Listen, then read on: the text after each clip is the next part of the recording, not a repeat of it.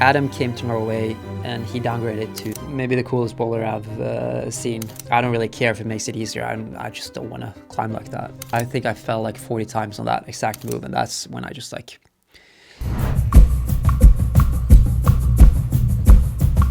Blood Redemption 8B+. So this used to be, I graded at 8C. Then Adam came to Norway. He signed up for a local comp, bouldering comp, and I beat him in that local bouldering comp. And then the day after, he went and he did my first ascent, Blood Redemption, and he downgraded to 8B+. Which, I mean, it's probably a more accurate grade anyways, but it was just funny. So this is, yeah, one of the coolest, maybe the coolest bowler I've seen. It's like a roof like that, it's like an 8A+ into another 8A+ boulder. And those shoulder moves are just amazing. I remember trying to figure those out, thinking that, oh, this is not possible. And then just like working. And then I came back from, after I did Polyhook, I came back and tried this, and then it just felt so much easier. And that's when I did it. And the people filming here, this was supposed to be for like a documentary about my climbing in around 2010, around that time. But it never happened. It never got enough money, like sponsors and funding. So it was never produced, but they filmed this part as like a teaser. So yeah, I'm happy that I have this like high quality footage. This, I mean, even now it looks professional. This is like 15 years ago.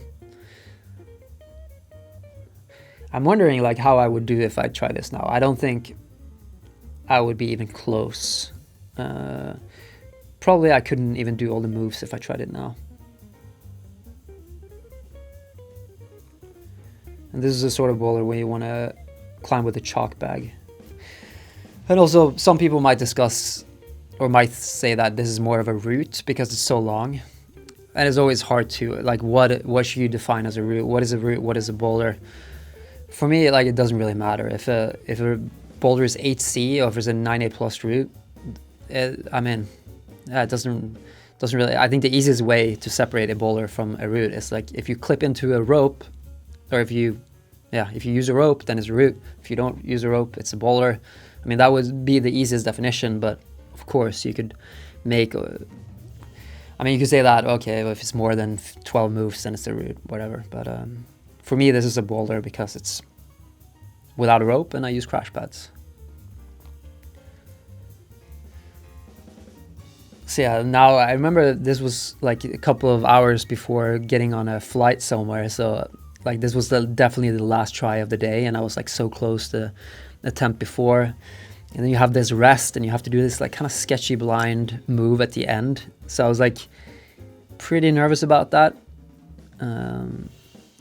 It's crazy how much this meant to me, you know. Now when I'm looking at it, I'm just like, okay, it's just a bowler, you know. But for me back then, this meant the world to me. You know, it would be the hardest bowler in Norway. I thought it was 8C, like, I don't know. After doing a bowler like this, or a climb this important, I would be like floating for days or maybe even weeks, you know. I would just be so happy. I would feel, just feel so successful, you know. Just a quick heads up, if you subscribe to this video and you comment below, you get the chance to win a 1-year supply of Magdust. We're doing this for the first 2 months to celebrate the birth of this channel. All right. Polyhook set extension. So I don't know if it's been downgraded now or what if it's 9A+, but when I did it, people call it 9B. I think I was the second person to do it. And this is something I practiced, what was it? 30 days or something. It's 82 moves in like horizontal roof. But really cool because you can like work it yourself. It's like pretty close to the ground, so you do the first part without a rope and then you clip in a rope and then you do the second part. So it's really fun to work. It's like in between a boulder and a route, but it's definitely a route because it's like 84 moves, so it's even longer than most routes. You look really fit in this video.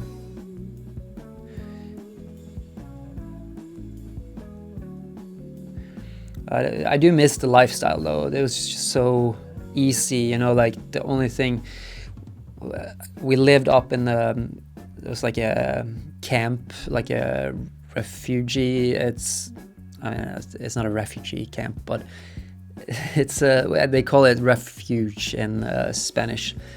And we just stay there. We eat all the like breakfast, dinner and stuff there. And the only thing I had to worry about was like climbing. And so we get up, drink coffee, eat breakfast, then go out, climb the whole day, come back, eat dinner, go to sleep, and then repeat the next day.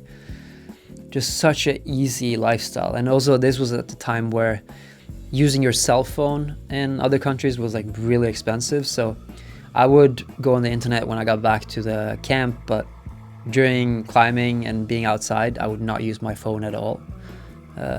So it'd be really nice to just like focus on the climbing. And yeah, I don't know, I really miss that. I would love to go on a climbing trip again sometime where I don't film anything and I don't maybe not even use internet. I have been thinking about getting a dumb phone, but I don't know if the time is right because I need to still be like on social media. But I think eventually I'm gonna get one of those old school phones where you just have like SMS and call function. Yeah, so this is where I clipped in. So it's around an 8C plus into another 8C plus, 2 8C pluses in a row. And yeah, it's a little bit complicated with the rope where you have to like pull it through, and you need a belayer to like pull the rope for you and clip you in.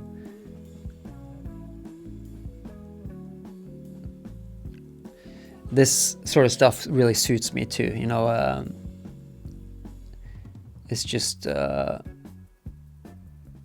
yeah, the holes are not that bad, but I mean obviously you're like in a roof, so it's very pumpy.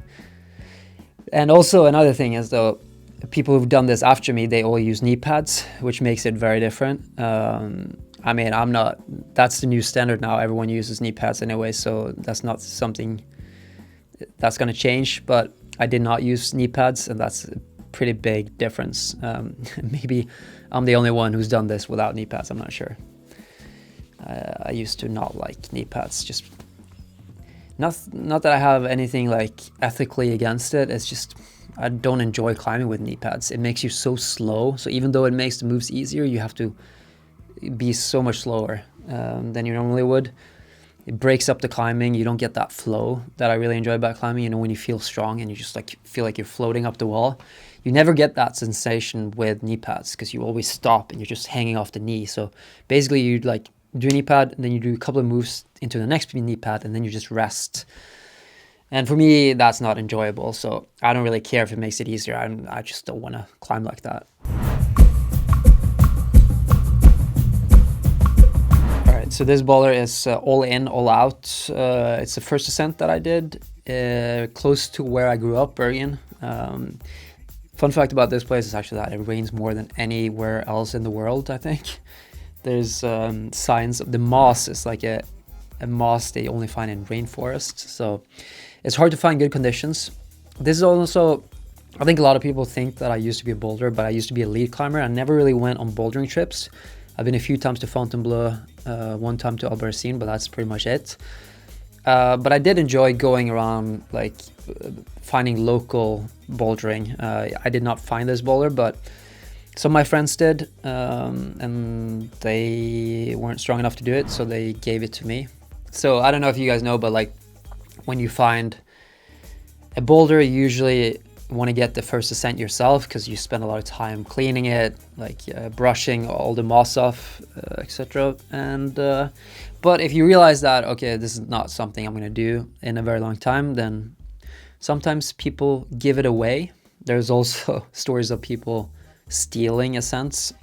So even though they know that someone wants to do the first ascent, they're like, okay, but I'm going to do it anyways, which is a really douchebag move. But I didn't steal this ascent though. So this is a double dyno. It's because this is like 15 years ago or something, maybe even more. And I mean, this is a move you usually find in gyms, you know, going all out, double dyno, you have to catch a thumb. I remember this thumb was really important because you're like horizontal trying to catch the swing. So if you didn't get the thumb, it was like really hard. I remember I was feeling really fit here, but this is such a cool move. Probably the coolest move I've done on a boulder. There's no, as far as I know, still no other way of doing this. I call this all in, all out, and it's an 8B, so V13, I guess.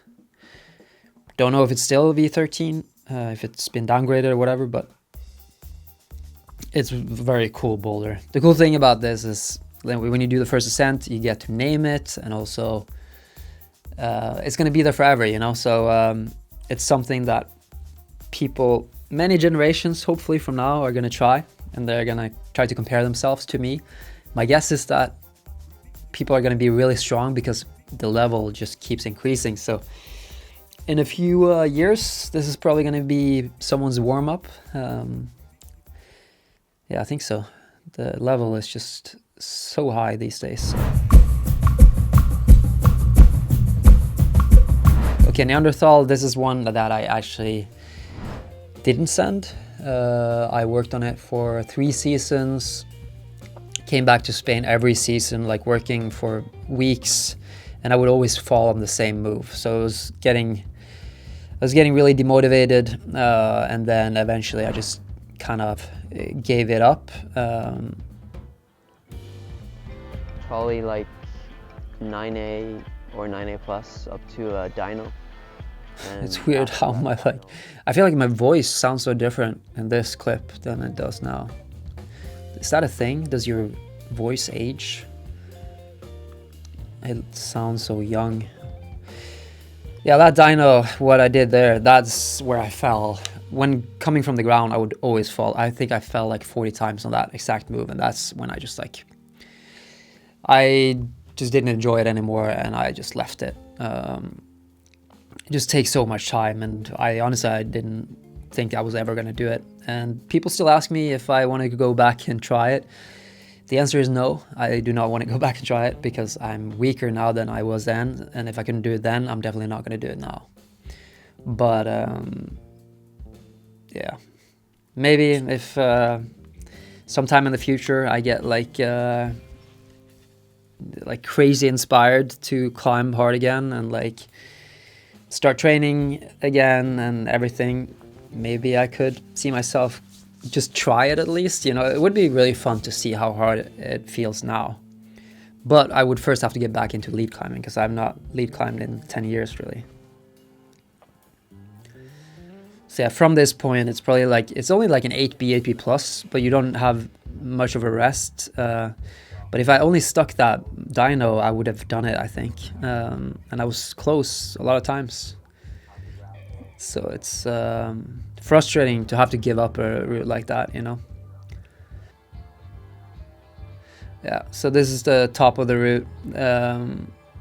But I never got to this point from the ground. If I did, I don't think I would fall. I think I do fall here though, but that's just pretending to fall because it looked good for the video. But just that cave, you know, I spent so much time in that cave and I haven't now seen it in years. It would be fun to just go back and see how it looks like. I feel like it also represents like a different chapter of my life where I wasn't a YouTuber. I was just trying to climb as hard as possible. That was my only job. Yeah, that fall at the end was just pretending to fall. But so yeah, those were my hardest ascents. Also make sure that you're subscribed and you comment below if you want a chance to win a year supply of Magdust. We're giving that away to celebrate the birth of this channel. So we're doing that for the first 2 months. All right, see you next time.